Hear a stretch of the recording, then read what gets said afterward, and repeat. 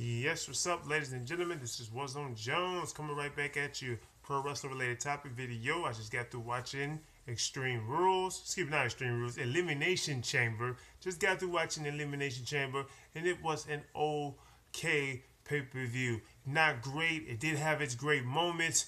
Had a really good match between John Cena and Kevin Owens, which I will be getting on to later on during the review. No, the pay-per-view wasn't worth $50, but if you did have the WWE Network, you didn't have to worry about that, of course. But yes, this pay-per-view, it was just okay. It was just an okay pay-per-view. I felt like the crowd sucked. I felt like it was a bit of a dead crowd for some of the matches. But the pay per view was okay, and I would say, yeah, it's worth your time, especially if you have the WWE Network, and it is worth reviewing. So that's why I am going to review it. So let's get on with the matches. So let me get my notes here. First match of the night was a tag team elimination match. This was the first time we had a tag team elimination match in the Elimination Chamber. So I was pretty interested in seeing how they was going to do this match. And the tag teams, we had pretty much all the tag teams in the WWE going today, which was Los Matadores, the Primetime Players, the Lucha Dragons, Cesaro and Kid, and the New Day. And which was so interesting about the New Day is the fact that all three members of the New Day were actually in this match, which I thought was kind of weird. Normally they'll just pick two guys, but no, they actually let all three members in the match. So all three members were in a pod, waiting to come out. And I'm sitting there thinking like, okay, well, why are they doing it that way? It's a tag team match, two guys, just supposed to be two, but they didn't do it that way. But that's okay because this was actually a pretty damn good match anyway. This is probably the second best match of the night for me personally. And yes, this match did work out really just fine. You didn't really know what to expect from it because it was the first time we was having this type of match with a tag team. And all tag teams look good. Pretty much all the tag teams look good. The Ascension, which I did forget to mention, the Ascension, they looked pretty good. Or they looked okay. I'm not really a big fan of those guys. New Day looked good. The Lucha Dragons looked.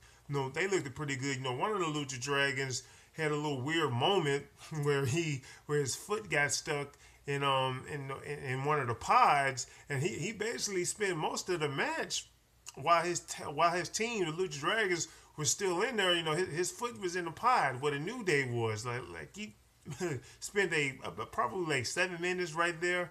And there was a part where he had climbed the cage. I believe his name is Callisto, if I'm not mistaken. I'm not really sure what his name is. I know Zakara, but I think the other one name is like Callisto or something like that. But he climbs the cage, and he tries to drop on everybody.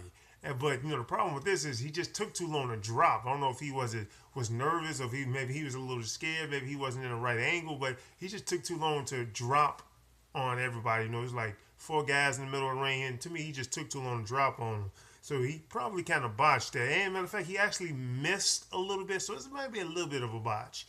Might be a little bit of a botch. And who else? The Primetime Players were looking pretty damn good. So I am glad to see that they're giving the Primetime Players a push. You see the segments that they do on Monday Night Raw. These guys looked pretty damn good. Just about every tag team shined, regardless if if you lost. Hell, only one team can win, but most of the tag teams, I would say everybody up in here looked pretty damn good. All of them. I would say all the tag teams look pretty damn good. But at the end of the day, the New Day walk out still your tag team champion. So the New Day retain the tag team titles, which I am glad that they did because I do like the New Day, their heel run, that is.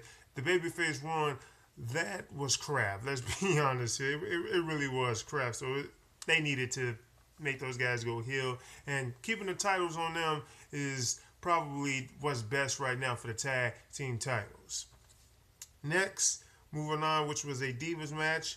Not too much here. It wasn't a bad Divas match. It was a quick standard Divas match, for the women's title. Nikki Bella versus Paige versus Naomi. Nikki Bella walks out with the women's championship, or I should say Divas championship. She walks out with the Divas championship. So she retains her title, and we'll see what they're going to do with the title from here, with Nikki Bella. don't got too much to say about that because, hell, I don't have too much to say about the Divas division. Love that booty on Naomi, by the way. The next match was Kevin Owens versus John Cena. Ladies and gentlemen, this was a really damn good match. And this is really where the crowd had really came alive. Because like I said, the crowd they were a little dead. You know, it's like they were sleeping out there for a little bit. It was like a Japanese crowd, you know, in Japan. You know, in Japan, the fans, they're just sitting there, and maybe you will hear a little something from them every now and then, but this is where the crowd really came alive. And John Cena and Kevin Owens, they tore the house down, man. Kevin Owens, I remember when I first saw him as Kevin Steen in ROH Wrestling. I remember when I first looked at him, and I said, well, he sort of looks like a jobber. Like I just didn't like his look. I didn't like the clothes that he was wearing in ROH back when he was Kevin Steen. But Kevin Owens looked like $1,000,000. John Cena did too. So John Cena most definitely helped put over Kevin Owens, and Kevin Owens, hell, he helped make himself look good as well. So both these guys put on an extremely good match, which I felt like this was a really good match. It damn sure was the best match of the night. Kevin Owens, he did a reversal that John Cena was getting ready to do. John Cena was getting ready to suplex him off of the top rope, and he was able to reverse that suplex into a suplex himself. So he was able to suplex John Cena. It's kind of hard to explain. You would really have to see it, but it looked really damn cool. He did a swanton bomb and a couple more other moves that he did. It was a lot of really cool, interesting moves that these guys did. So they brawled, they chain wrestled, they rough housing. It was a really good match. The fans were in, and they did the typical "Let's go Cena, Cena sucks." And this was a really good, fast-paced match. It started off slow, but eventually it got faster and faster, and it got better. So this match was really damn good. It was the best match of the night. It made Kevin Owens really look good. So Kevin Owens has a whole lot of potential to be the next big thing in pro wrestling. So hopefully, when eventually he moves from NXT and moves to the big stage, Raw, SmackDown, he can continue to deliver a performance like that. This was a real good match. Kevin Owens wins, and I didn't think that Kevin Owens would go out with the win. I really didn't think that. So Kevin Owens goes out with the win. We'll see if John Cena and Kevin Owens are going to continue their feud. We're not sure just yet. Maybe they will, but this was a really damn good match, and your winner, Kevin Owens. Next match I want to talk about is the Elimination Chamber match for the Intercontinental Championship. And I got to say, this match was very disappointing. I was expecting, at least a pretty, at least a decent match. To me, this match was a little boring. The fans weren't really interacting in this match. Like I said, the fans, the fans wasn't really they wasn't really loud all night, and this match didn't make them get any louder. The match nothing really happened in this match that is really worth bragging about too much, except for we got a new Intercontinental Champion, and some people probably wouldn't like that because of who the Intercontinental Champion is, which is Ryback. So Ryback walks out as the new Intercontinental Champion. But I would say this Elimination Chamber matches will be very forgetful. We will be forgetting this Elimination Chamber within probably a year, because I would say there was nothing really too exciting that happened in this match. Now the tag team Elimination Chamber match was way better than this match. That match was way more exciting. This one, it was just disappointing, and like I said, nothing really memorable happened during this match. The only thing that I could really think of that really happened was the fact that Sheamus's pod didn't open up. It didn't open up right away like it was supposed to. But if that's the only thing that I could really remember that happened during the match, what does that say about this match? Oh, I know. It's disappointing. So I'm going to move on from that.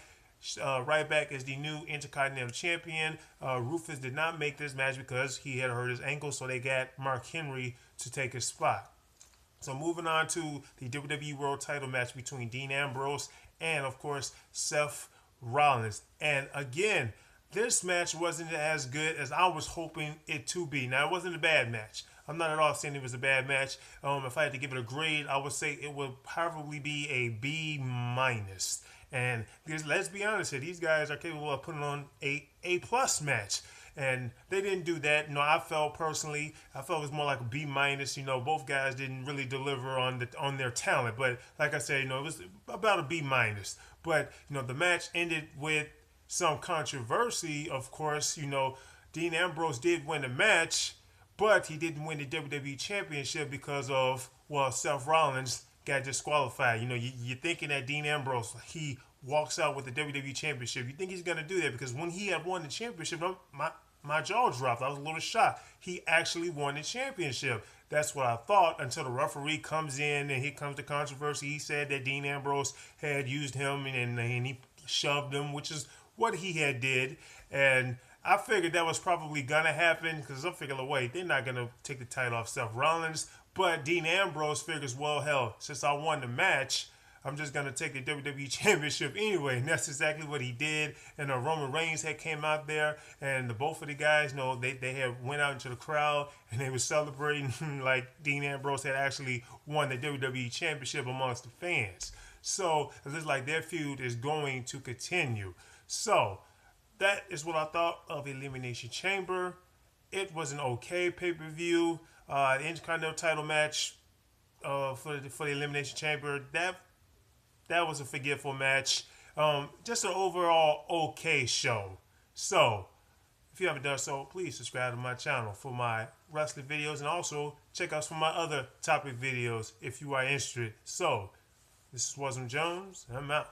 Juices.